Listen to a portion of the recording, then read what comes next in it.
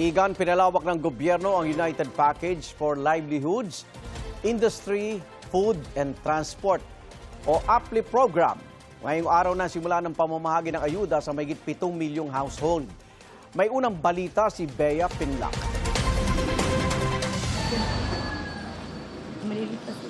Daluha ang 4-piece beneficiary na si Marites nang balikan niya ang panahong sadlak siya sa hirap habang mag-isang tinataguyod ang 6 na anak. Yung buhay na mahirap. Kahit tanghali na, wala ka pang bigas. Yan. Malilit pa sila. Mahirap. Super talaga. Pagkatsagaan mo lang talaga, kinayak talaga. Si Jessie na minimum wage earner ang asawa at benepisyaryo ng walang gutom program, umaaray sa pagmahal ng mga bilihin. Kaya malaking tulong aniya ang ayuda. Pandagdag gastos. Mahal po ng bilihin kasi ngayon po, pandagdag din po sa baon nila. Hindi lang po kasi pagkain ang iniisip, lalo pag nagkasakit yung bata. Kabilang sina Marites at Jessie sa 7.5 million households na makatatanggap ng ayuda sa ilalim ng programang Uplift o United Package for Livelihoods, Industry, Food and Transport.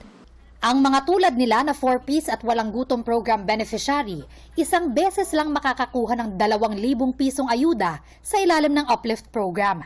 Naabisuhan na si Marites na simula sa Martes, pwede na niyang makuha ang 2,000 piso sa kanyang Land Bank ATM. Merong advisory ang program na management office saying that pwede na silang pumunta sa kanilang mga land bank branches. May ganyang notification.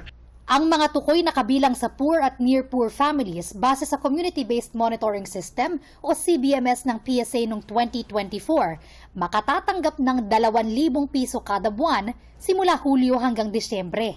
Nakikipag-ugnayan ng DSWD sa local government unit para sa pamamahagi ng ayuda. So similar to what we did in the cash relief assistance, we coordinated with the local government units for the identification of payout sites and for yung additional manpower and of course security. Pero sabi ng DSWD, ngayong Hulyo lang magsasagawa ng manual payout para sa kanila.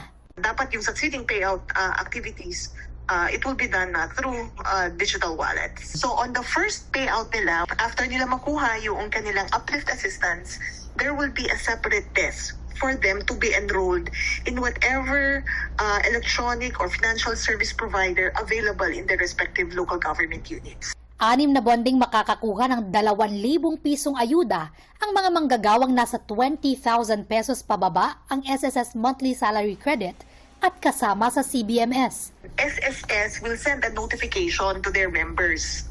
Meron palang app ang SSS eh. So, dun sa app, may ilalabas na notification and mag-i-email din ng SSS dun sa qualified beneficiaries. Ang requirement kasi niyan, dapat meron siyang special disbursement account with SSS. So, lahat ng kanilang uplift assistance will go through that platform. Ito ang unang balita. Bea Pinlac, GMA News.